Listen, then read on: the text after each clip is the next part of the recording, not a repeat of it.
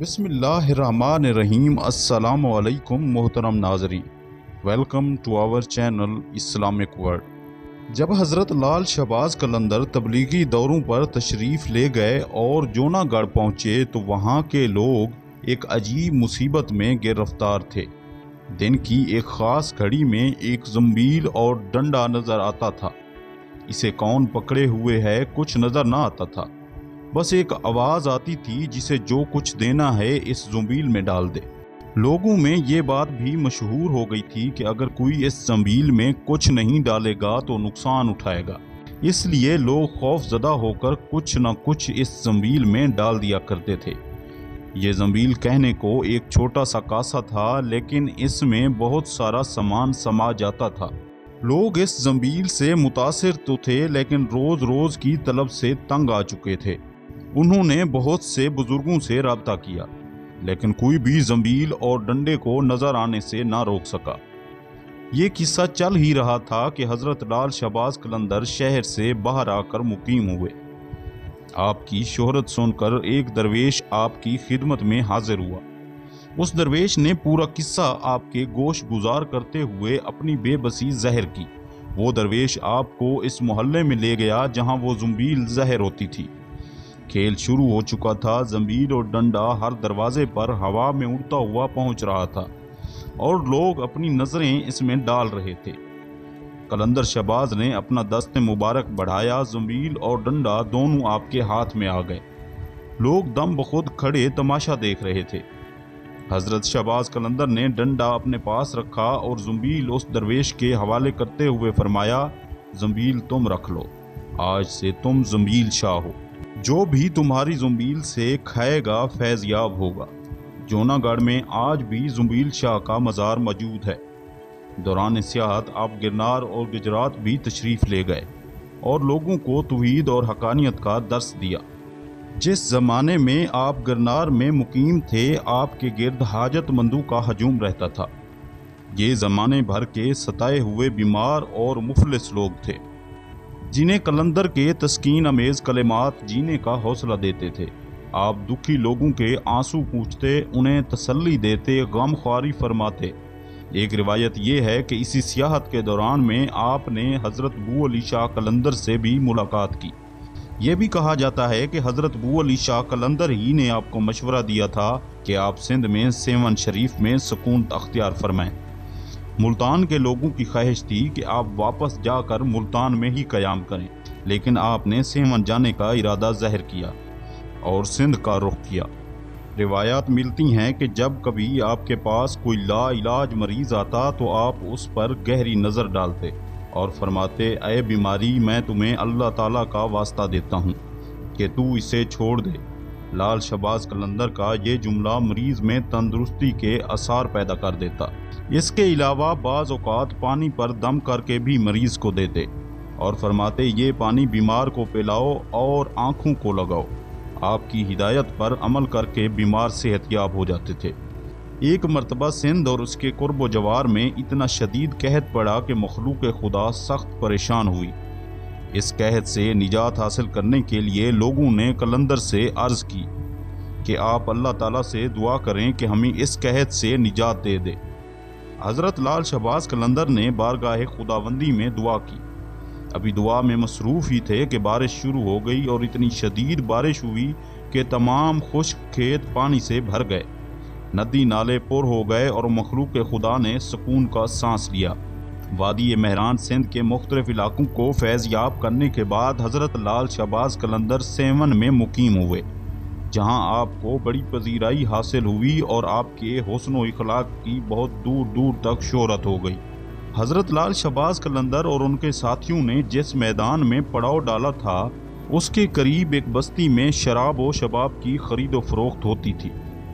درویش کے پڑاؤ کی وجہ سے اس بستی کے مکینوں نے خوف محسوس کیا اور راجہ کے پاس جا کر ان کی شکایت کی۔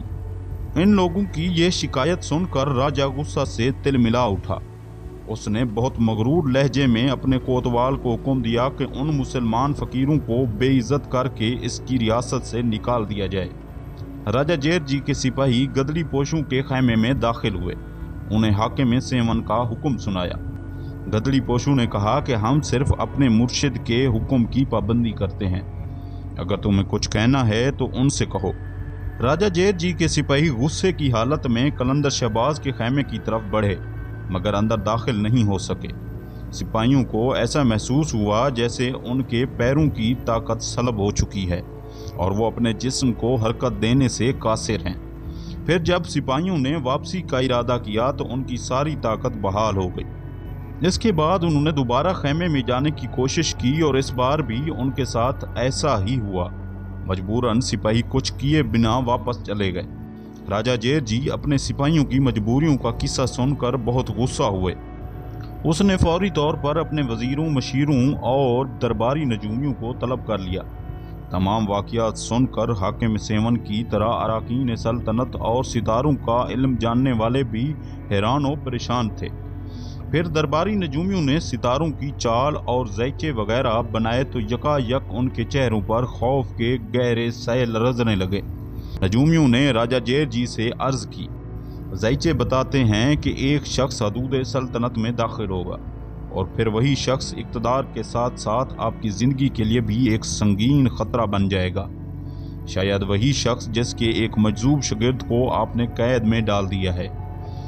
नई चाल सोची गई। वज़ीरों के कहने पर हीरे जवाहरात और अशराफियों से भरा हुआ ख्वान लेकर शहबाज कलंदर की खिदमत में पेश किया गया कि इसे कबूल फरमाएं और किसी दूसरी जगह क़याम फरमा लें। आपने हुक्म दिया कि इन जवाहरात को आग में डाल दो। खिदमतगार ने अपने मुर्शिद के हुक्म के मुताबिक खान उठाकर आग में डाल दिया। देखते ही देखते एक शोला सा भड़का और वाकई तमाम हीरे जवाहरात, सोने के टुकड़े और कोयले लकड़ी की तरह आग में जलकर खाक हो गए। हाकिम सेवन का नुमाइंदा कुछ देर तक पथरई हुई आंखों के साथ ये नाकाबिले यकीन मंजर देखता रहा। वो सोना जो तपती हुई भट्टी में भी बहुत देर के बाद पिघलता है, उसे मामूली आग के शोलों ने चंद लम्हों में जलाकर खाक कर डाला। मुसलमान दरवेश की ये करामत देखकर वजीर ने कदमों पर सर रख दिया और गदागराना लहजे में अर्ज करने लगा।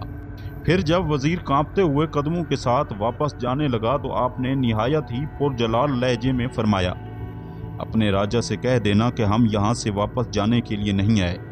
अगर हाकिम सेवन अपनी सलामती चाहता है तो खुद यहाँ से चला जाए। वजीर दोबारा हाकिम की खिदमत में पहुंचा और उसने लाल और जवाहर के राख हो जाने का पूरा वाक़या सुनाया तो राजा जैद जी और ज़्यादा गज़बनाक हो गया और कहने लगा, तू बुज़दिल है कि एक मामूली सी बात से डर गया है। मैंने इससे भी बड़ी शोबदाबाजियाँ देखी हैं। मेरी सल्तनत में ऐसे ऐसे कामिल जादूगर मौजूद हैं जो मुसलमान सुनियासी के तिलस्म को पारा पारा कर देंगे। इशा की नमाज में एक अजीब वाक़या पेश आया। हज़रत शहबाज कलंदर ने खिदमतगारों की मौजूदगी में किला की जानिब रुख करते हुए फरमाया, बोदला अब तुम हमारे पास चले आओ। खिदमतगार हैरान थे कि मुर्शिद किसे पुकार रहे हैं। सिकंदर बोदला जो राजा जैद जी की कैद में थे और कई महीने से दर्दनाक सजाएं बर्दाश्त कर रहे थे, इधर आपकी ज़ुबान मुबारक से ये कलिमात अदा हुए और उधर बोदला का जिस्म अचानक जंजीरों से आज़ाद हो गया। बोदला भी इसी हैरानी में थे कि यकायक जिंदान का दरवाज़ा खुल गया। बोदला को अपने मुर्शिद की आवाज़ सुनाई दी। बोदला समझ गए कि ये मदद के सिवा कुछ नहीं है। उसने बेअख्तियार नारा लगाया, मेरा मुर्शिद आ गया। शदीद ज़ख्मी होने के सबब बोदला तेज़ी से उठे और कैद खाने से बाहर की जानिब दौड़ने लगे। आखिर इस मैदान में पहुंच गए जहां लाल शहबाज कलंदर और उनके साथियों ने क़याम किया हुआ था। बोदला से मिलकर लाल शहबाज कलंदर अपने मुरीदों को बताया, यही तुम्हारा भाई बोदला है। इसे हाकिम सेवन ने नाहक सताया है। इंशाअल्लाह वो बहुत जल्द अपने इबरतनाक अंजाम को पहुँचेगा। शदीद मुखालफतों के बावजूद आपने सेवन शरीफ में रहकर इस्लाम का नूर फैलाया, हज़ारों लोगों को राह हिदायत दिखाई, लातदाद भटके हुए अफराद का रिश्ता खुदा से जोड़ा, लोगों को इखलाक और मोहब्बत की तालीम दी। हज़रत लाल शहबाज कलंदर की वजह से राजा को अपना इक़्तिदार ख़तरे में नज़र आ रहा था। राजा जैद जी की नींदें हराम हो गई थीं। सेवन में एक मुसलमान दरवेश की मौजूदगी उसके लिए मुस्तकिल अज़ाब बनकर रह गई थी। राजा जैद जी कई मरतबा अपनी ताकत का मुजाहरा कर चुका था, मगर हर मरतबा उसे नाकामी का मुंह देखना पड़ता था। आखिरकार हाकिम सेवन ने अपने इलाके के कुछ जादूगरों को तलब करके इनसे मुसलमान दरवेश से मुकाबले का कहा। लेकिन सेवन के सहरों ने मुकाबले से पहले ही अपनी हार तस्लीम कर ली। जादूगरों ने कहा कि लाल शहबाज कलंदर को हराना हमारे बस की बात नहीं। अलबत्ता जादूगरों ने राजा को मशवरा दिया कि अगर किसी तरह मुसलमान दरवेश के शिकम में हराम ग़िज़ा दाखिल कर दी जाए तो उसकी सारी रूहानी क़ुव्वत ज़ायल हो जाएगी और फिर हमारे जादूगरों की ताकत उस पर गालिब आ जाएगी। राजा ने एक रोज़ किसी हराम जानवर का गोश्त पकवाया और कोई ख्वान सजा कर मुसलमान दरवेश की खिदमत में भेज दिया। जब यह ख्वान हज़रत शहबाज कलंदर की खिदमत में पेश हुआ तो खाना देखते ही शेख का रंग मुतगय्यर हो गया। आपने ये कहकर खाने से भरा हुआ ख्वान उलट दिया। हमारा ख्याल था कि वो काफिर इतनी निशानियां देखने के बाद ईमान ले आएगा, मगर जिसकी तकदीर में हलाकत और बर्बादी लिखी जा चुकी हो उसे अल्लाह के सिवा कोई नहीं टाल सकता। मुर्शिद के इस अमल से खुदाम पर लर्जा तारी हो गया। फिर दूसरे ही लम्हे ज़मीन भी लरजने लगी। सेवन शदीद जल्जले की लपेट में था। ज़मीन ने 2-3 करवटें लीं और ताकत व इक़्तिदार का सारा खेल ख़त्म हो गया। इधर शेख के सामने ख्वान उल्टा पड़ा था। राजा जैद जी के किले की बुनियादें उल्टी हो गई थीं। हज़रत लाल शहबाज कलंदर ना सिर्फ सूफिये बाअमल बुजुर्ग थे बल्कि आपने इल्म की तरवीज के लिए भी गिरां कदर खिदमात सर अंजाम दी। आपको लाल कहने की मुख्तलिफ रवायात मौजूद हैं। बाज़ मुर्रिखीन का कहना है कि हज़रत लाल शहबाज कलंदर का खिताब आपके पीर व मुर्शिद ने अता फरमाया था। एक रिवायत यह भी है कि आप अक्सर लाल रंग का लिबास ज़ेब तन फरमाते थे क्योंकि ये अहले मरवंद का मखसूस लिबास था। अल्लाह पाक से दुआ है कि अल्लाह पाक हमें इन बुजुर्गान दीन के नक्श कदम पर चलने की तौफीक अता फरमाए। आमीन सुम्मा आमीन।